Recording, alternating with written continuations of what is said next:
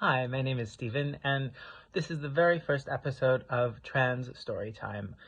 The idea is basically to have trans folk of all kinds reading aloud so that we can, maybe practice our voice or share our voice, and so that other trans folk can hear many, many different examples of what we sound like, just so we can pick what we like, expose ourselves to lots of different options, and just feel a little bit more of a community connection. So, I'm going to be reading for you the first chapter of Winnie-the-Pooh, which is a delightful story, and even more delightfully in the public domain. Um, if you'd like to be part of this project, absolutely send us a little message. We would love to hear from you. I'm Stephen. I'm 39. I've been on T since 2008. It's now 2024. You can do the math. It's been a hot second. And this is what my voice sounds like. Here is Edward Bear coming downstairs now. Bump, bump, bump on the back of his head, behind Christopher Robin. It is, as far as he knows, the only way of coming downstairs. But sometimes he feels that there really is another way, if only he could stop bumping for a moment and think of it. And then he feels that perhaps there isn't. Anyhow, here he is at the bottom, and ready to be introduced to you. Winnie-the-Pooh. When I first heard his name, I said, just as you are going to say, but I thought he was a boy. So did I, said Christopher Robin. Then you can't call him Winnie. I don't. But you said, he's Winnie-the-Pooh. Don't you know what the means? Ah, yes, now I do, I said quickly.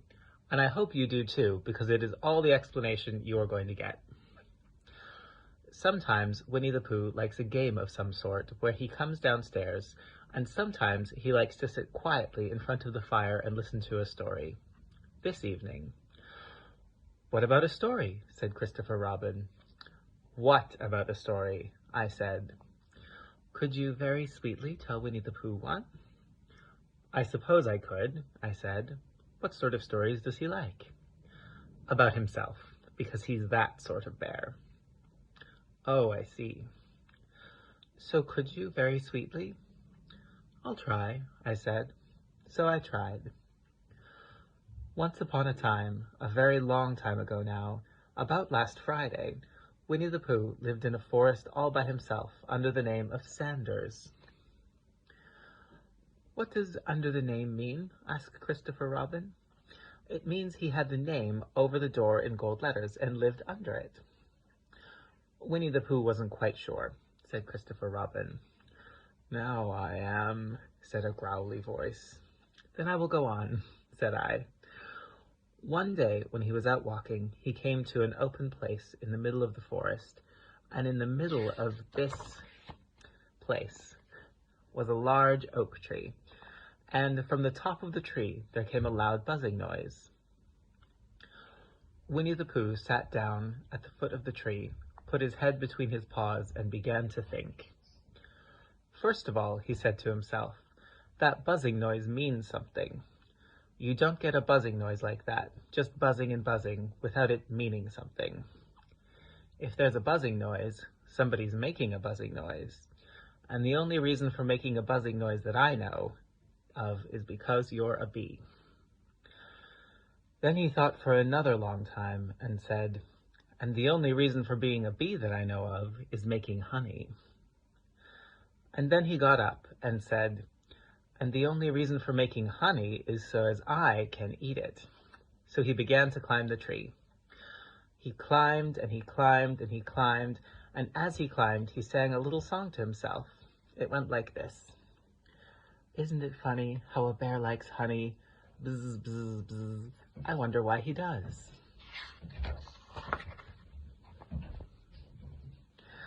Then he climbed a little further, and a little further, and then just a little further.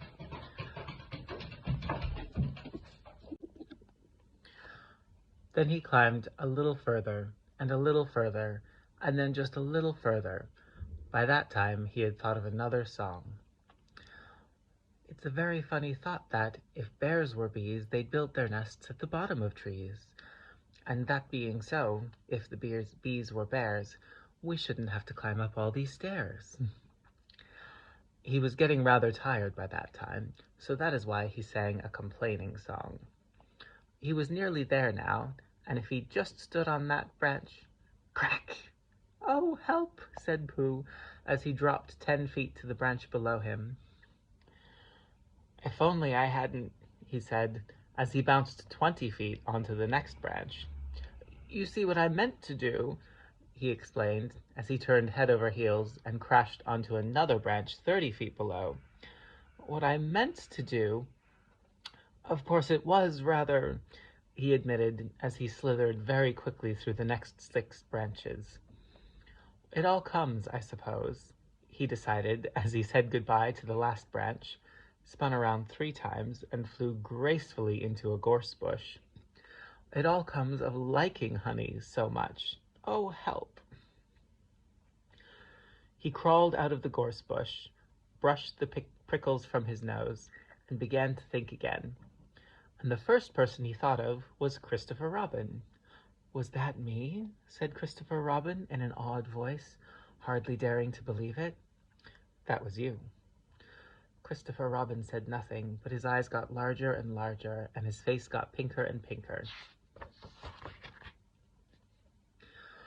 So, Winnie-the-Pooh went round to his friend Christopher Robin, who lived behind a green door in another part of the forest. "Good morning, Christopher Robin," he said. "Good morning, Winnie-the-Pooh," said you. "I wonder if you've got such a thing as a balloon about you." "A balloon?" "Yes. I just said to myself coming along, I wonder if Christopher Robin has such a thing as a balloon about him. I just said it to myself, thinking of balloons and wondering." "What do you want a balloon for?" you said. Winnie-the-Pooh looked around to see that nobody was listening, put his paw to his mouth, and said in a deep whisper, "Honey."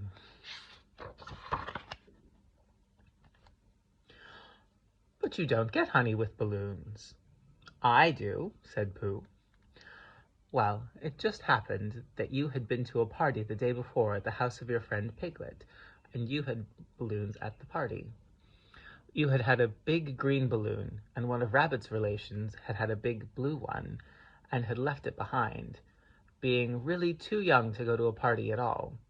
So you had brought the green one and the blue one home with you." "Which one would you like?" you asked Pooh. He put his head between his paws and thought very carefully. "It's like this," he said. "When you go after honey with a balloon, the great thing is not to let the bees know you're coming. Now, if you have a green balloon, they might think you were only part of the tree and not notice you. And if you have a blue balloon, they might think you were only part of the sky and not notice you. And the question is, which is most likely?" "Wouldn't they notice you underneath the balloon?" you asked. "They might or they might not," said Winnie-the-Pooh. "You never can tell with bees." He thought for a moment and said, "I shall try to look like a small black cloud. That will deceive them." "Then you had better have the blue balloon," you said, and so it was decided. Well, you both went out with the blue balloon, and you took your gun with you just in case, as you always did. And Winnie-the-Pooh went to a very muddy place that he knew of, and rolled until he was black all over. And then, when the balloon was blown up as big, and you and Pooh were both holding onto the string, you let go suddenly, and Pooh Bear floated gracefully up into the sky and stayed there, level with the top of the tree and about 20 feet away from it. "Hooray!" you shouted. "Isn't that fine?" shouted Winnie-the-Pooh down to you. "What do I look like?" "You look like a bear holding onto a balloon," you said. "Not," said Pooh anxiously, "not like a small black cloud in a blue sky?" "Not very much." "Ah, well, perhaps from up here it looks different, and as I say, you never can tell with bees." There was no wind to blow him nearer the tree, so there he stayed. He could see the honey, he could smell the honey, but he couldn't quite reach the honey.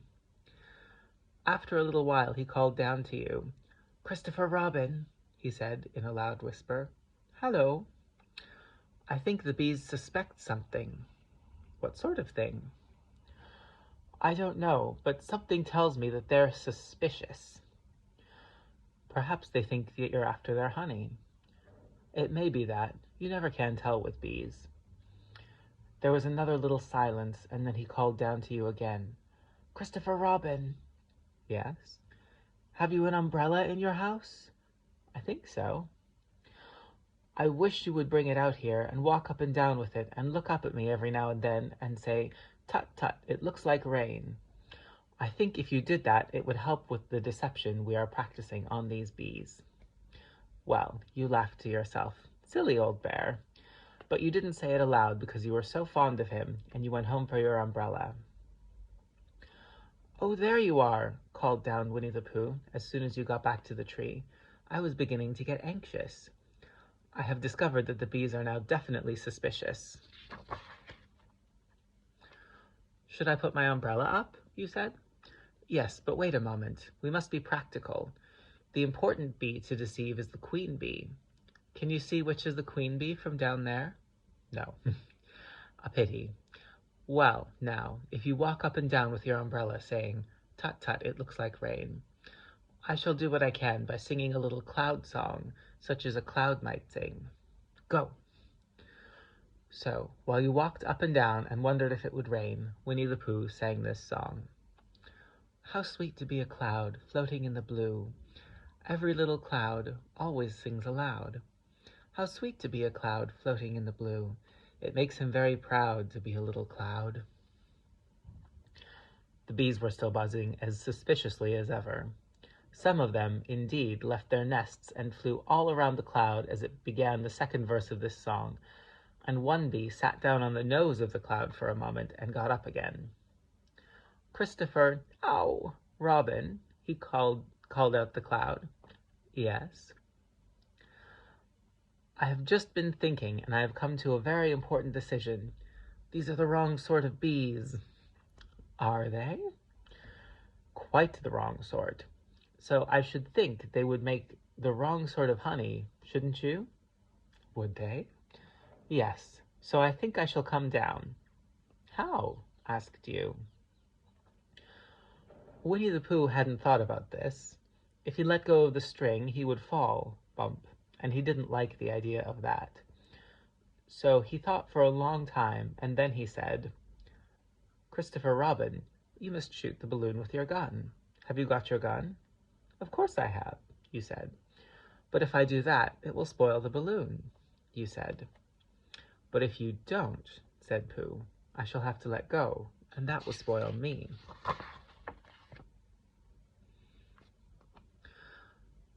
When he put it like this, you saw how it was, and you aimed very carefully at the balloon and fired. "Ow!" said Pooh. "Did I miss?" you asked. You didn't exactly miss, but you missed the balloon. "I'm so sorry," you said, and you fired again, and this time you hit the balloon. And the air came slowly out, and Winnie-the-Pooh floated down to the ground. But his arms were so stiff from holding onto the string of the balloon all that time that they stayed up straight in the air for more than a week, and whenever a fly came and settled on his nose, he had to blow it off. And I think, but I'm not sure, that is why he was always called Pooh. "Is that the end of the story?" asked Christopher Robin. "That's the end of that one. There are others. About Pooh and me, and Piglet and Rabbit and all of you. Don't you remember?" "I do remember, and then when I try to remember, I forget." "That day when Pooh and Piglet tried to catch the heffalump, they didn't catch it, did they?" "No." "Pooh couldn't because he hadn't any brain. Did I catch it?" "Well, that comes into the story." Christopher Robin nodded. "I do remember," he said, "only Pooh doesn't very well, so that's why he likes having it told to him again. Because then it's a real story and not just a remembering." "That's just how I feel," I said. Christopher Robin gave a deep sigh. picked his bear up by the leg, and walked off to the door, trailing Pooh behind him. And at the door he said, "Coming to see me have my bath?" "I might," I said. "I didn't hurt him when I shot him, did I?" "Not a bit." He nodded and went out, and in a moment I heard Winnie-the-Pooh, bump, bump, bump, going up the stairs behind him.